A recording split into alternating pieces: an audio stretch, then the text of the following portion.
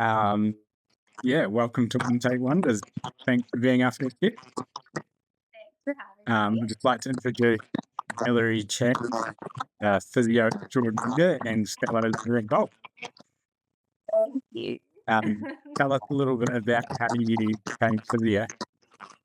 I became a physio. Mm. Well, that's a good one. A lot of people ask me that. It was never my first degree. Okay. Got out of high school, didn't know what to do, and I did not choose physio. I, I went down the path of health sciences and arts, majored in psychology and Japanese. Ah, Um, and then came out, well, graduated without kind of like a proper career path. Ended up working in an investment bank for 2 years yeah, in Hong Kong. Um, complete curveball, yeah, unexpected. Um, and it was a new environment for me in terms of country. I mean, I was born in Hong Kong, yeah. but I lived there as an adult. So that was quite new for me. Um, I ended up going to the gym a lot while I was there because we worked in shifts Yeah. and I didn't have a clue what I was doing. None of But the it just didn't help. And I thought to myself, would it be nice if I knew what I was doing at the gym yeah, and actually know what muscle groups I'm working and how to look after my own injuries? I remember I had a lot of shin splints yeah, when I ran and I didn't know how to fix it. Um, then I just thought, you know what? Corporate's not for me. yeah, I went to health science for a reason, but not for policies and public health. And I want it to be more hands on. And I love, I mean, sports, I guess, yeah. like sporty, but never really um, did enough sports. Maybe played a lot of badminton and basketball, but that's about it. Yeah. Um, yeah. And then I went onto a path as a mature student when I was 25 Yeah.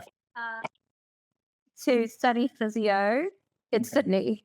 Oh, To and me. to yeah. Funny So how a lot of people will start off in like a clinical job and then like reroute to something else. yeah, Yeah, interesting. that was me. Yeah. It's very cool. So obviously you're well in the position now. You're heading to the LPGA Mhm. to be a physio there. Did you have like goals and kind of like a dream within career that you wanted to achieve? Like, or did you just kind of let it happen? Um, I think coming out, even graduating as a physio, um, I think just thinking back, I've always wanted to work in elite athlete level Yeah. stuff. I was very fortunate enough that within the first year of graduating, I started working with the national ice hockey team in Australia. Yeah. And because I did a bit of work before I graduated anyway. But I think when I got that position within the first year of graduating, I was like, I've achieved it. Yeah. Do I like do I study a new degree? Like Yeah. what do I do? Yeah. But then obviously different opportunities came and I realized the goal for me is not to to have an actual title. It's not about I want to be the team physiotherapist or team physio, but it's actually more about myself, actually about what I would see, what I would experience, and what I could learn from the experience rather than the title itself. And so with the opportunity of the LPGA, it was more like, to me, obviously, it's an amazing opportunity Mm. that I would never have dreamed of. Yeah. Like, never ever. I could barely play golf.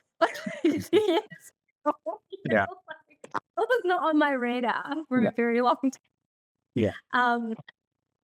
But to me, definitely LPGA for me is almost like a pinnacle Yeah. within this sport, within my health industry. Yeah. Totally. I don't think I'd ever set a goal to try and grab it, Yeah. but I definitely allowed myself to open to opportunities Yeah. when it presents itself. So when it does, I'm ready Yeah. to take the opportunity. Yeah. And that's awesome. So, like, I guess in that pathway and to open yourself to opportunities, you've got to carry yourself a little bit, I not a professional person, but carry yourself as like you're really passionate about what you do, and you don't have to show people that you're that passionate about it, so that those opportunities can come towards you. yeah, So in that time of, I guess, growing your career and finding yourself in the physio industry and working towards elite athletes, was there ever a time where it just felt impossible, like really hard? Was there a time when you felt like quitting, I guess? I so many times. Okay. So many times. Yeah. And what? My first ever time was actually after my first year of studying. Yeah. I wanted to quit so bad. Yeah. Because every other person, 90% of my cohort, came from a exercise physiology background, a biology background. Just everyone else had an edge Yeah. over me. Yeah. I had psychology, health policies, and a bit of Japanese, and Yeah. a bit of office in the back. Yeah. It wasn't all like some of the peers, they played high level sports with injuries themselves. They had experience with a physio. I've never seen a physio. I've never been to a physio. Yeah. I was so bad. I remember crying after the first semester, thinking that I was behind everyone, and because I was older, because of everything else. Yeah. So that was the first time I wanted to quit. So I kept going because I did have some good friends with me then, and I did reach out to them. Yeah. And they were helpful, they were very encouraging. And I spoke to my family. Yeah. And I asked them about, like you mentioned, we changed careers, right? Because I doubted myself. I was like, am I even pursuing the right thing? Yeah. And they tell me their stories, and they told me how, there will be tough times. You just have to roll with it. Yeah. You just have to get over this little hump. You just have to maybe do something a little bit different to what your peers are doing because they have an edge on you. You might just have to upskill a little bit. You might just have to try a little bit harder. But sometimes tough, that's what you have to do. Yeah. To achieve what you want to do. Yeah. And as you really want to start again, do you really want to, like, you put all that hard work in, you went through all those decisions, went through the bridging program. Do you want to put that to waste? Yeah. So I pursued it, I continued, and I'm very glad that I did. Yeah. I guess that's just such an awesome story to people that might be watching with that passion kind of runs other people's potential advantages on you, because if you really want something so bad, you'll make it happen, just like you have. Yeah. And now you're asking what you said earlier, the pinnacle of the industry is working with elite athletes. Yeah. Yeah, that's Great. yeah, it's such a cool, inspiring. Amazing. And sometimes I feel, and also throughout my career, another thing that I've noticed a lot was sometimes you just have to let, this might sound a little bit woo-woo, but you just have to let the universe present itself to you. Yeah. There will be opportunities that's gonna come knocking on your door. Yeah, So many times I actually considered leaving the physio industry and pursue going back to my psychology and pursue a clinical psychology degree. Yeah. And going back to my emails, I do actually see a track record of me reaching out to different university, Yeah. looking at my bachelor degree back into a postgraduate psychology degree to become like a clinical psychologist. And then thinking back, every time I reached out, there either be like radio silence or that the criteria, a university once told me that there were only 14 spots Yeah. for the entire year. And I thought, that's so tough. And in another 4 years or like 3, I don't know, however many years, I was like, oh my God, this is too hard.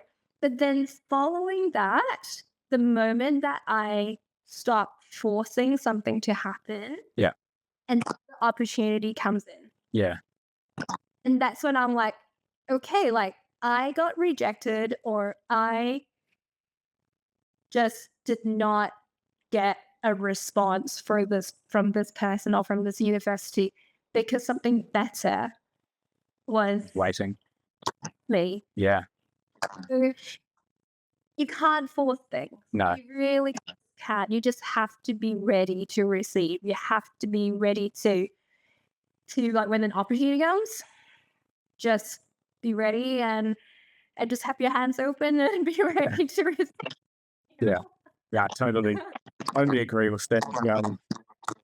Yeah, it does sound Yeah. very maybe some people, but I think the universe already does have what's in store for you before you know. Yeah. And when those things are feeling forceful to you, that potentially that's not the way you go, and the universe is reaching to you Yeah. for the better opportunities. Yeah, I was not a believer of that. and yeah, I was like, oh, like, surely. Well, surely you can like manipulate it a little bit and make it happen, but it doesn't. No. It doesn't work Yeah. that way. yeah, I was the same. I didn't believe it as well. And then Yeah. when it starts happening in your own life, you're like, okay, well, just have some trust. Yeah. Yeah. You really just have to trust it. It's a bit crazy, but Yeah, it's the way it is. What? it is. Very cool. What do you think is like the biggest lesson that you've learned in all of these years, like in achieving your goals? And what advice would you maybe give someone struggling to stay on track with whatever they're chasing? I I I don't know. I was some lesson. Or maybe learning? Yeah. I felt like I never fit in Okay. many settings. I was always the aloof. Yeah. I was like I mentioned before, I was the mature student. Yeah. I was um I just felt like I was the minority in a lot of settings. Mm. I felt I I always like stood out from the crowd for the wrong reasons. Yeah. Because of my skin color, because of my gender, because of my age. Yeah. Because I mean, full disclosure, I'm not that old. Yeah. Neither am I. I'll hide the back in. So anyone who's curious, Yeah. I'm like opportunities. Yeah. um, um, but I just didn't really feel like I fit it in many situations and many scenarios. Mhm. As a, and I have received like on the other end where I felt there was a new client who was there who saw me and almost didn't want to come and see me because the first thing he said was, my daughter booked this appointment for me. Okay. And I was like, okay. And then like you can just see from his face that he didn't expect me Yeah. to like in the clinic room, Yeah. to here. And one thing that I've learned is you just have to trust yourself because I had such an imposter syndrome. Yeah. Like I felt like I'm gonna be judged. But I had to stop telling myself that. Yeah. Because the moment you tell yourself that, that's how people see you. Yeah. So you have to just start telling yourself, like, no, you're good at your job. You know what you're doing. Yeah. They can judge however they want. As long as you know what you're doing and you're confident within yourself, Yeah. they'll see. Yeah. And the results speak for themselves. And then they're the ones that are embarrassed for judging it. Yeah. Yeah. But I think being confident Mm. and, and in every way, whether it's your skills, your knowledge, the way that you present yourself, Yeah. just own it. Be you. We're all weird. Yeah. Own your Yeah. Exactly. fine. Yeah. Nice. And confidence isn't necessarily like, I feel like society looks at confidence and it's like, oh, it's the person that's the life of the party and that's, but it's not, that's not what it is. It's the trust in your own ability to be who you are. It's not like I'm an introvert, so I don't have confidence in say like being the life of a party. But when I was a teenager and I was skating, I had confidence to skate off the roof of the building because I trusted my ability. Like, so it's like confidence comes in different forms. Yeah. So I think, yeah. So what you're saying is right. Yeah, having confidence in yourself, then I guess the people watching don't misconstrue confidence as being the honest the party. That's, As long as you are comfortable in your own skin. yeah, totally. Yeah. Yeah. You know, Yeah. you're happy with who you are and you're okay with it. Yeah. That's practice. Yeah. And that shines through when you do that. Yeah. Yeah. Absolutely. Nice. Maybe we should finish on a positive note. In your career so far and achieving going to the LPGA, what would be like the coolest experience you've ever had just from following your heart and being confident in your skills and opportunities that's presented there? The coolest, what, sorry? Like the coolest experience or achievement that's come about because of you following your dreams. Oh, that's easy. It's just meeting the people, meeting everyone. Yes. That's coolest to me. Like it's again like it's not about the achievement. Obviously, um, I've been to quite a number of countries and cities that I never thought it would ever be on my bucket list. And very, very grateful. Those are very cool experiences. Yeah. But it's the people Yeah. that make the experience amazing. Yeah. The friendship that you make, it's like the family that I never thought I would have. Yeah. In like my ice hockey community and now my golf community and even my clients. I love them. Like everyone is so true. I honestly feel like when they come and see me, we're just having a catch up. And we're just so my day goes by so easily, and even my band tells me that I'm the least stressed when I'm seeing my clients Yeah. because to me, they're like the best thing. Yeah. So, It's definitely the people that I've met along the way on my journey. yeah. Yeah. It's so cool. It's so inspiring just to hear stories. Um, I yeah, it's cool that you've followed your heart and those opportunities have come and you're just loving life and living it to the fullest. Yeah, Yeah, it's so been cool. great.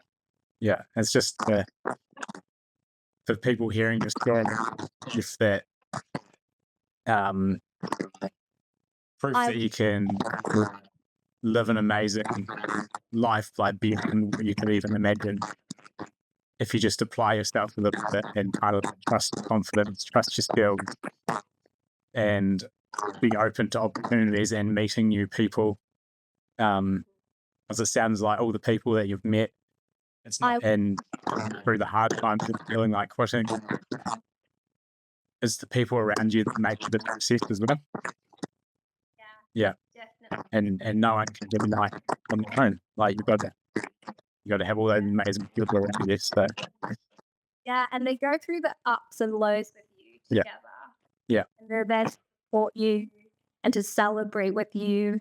That's the best. yeah. So cool. Well, thank you so much for your time, Valerie, and for sharing your journey so far. And I wish you all the best on LPGA. Really excited for you and just genuinely happy that you're living the dream.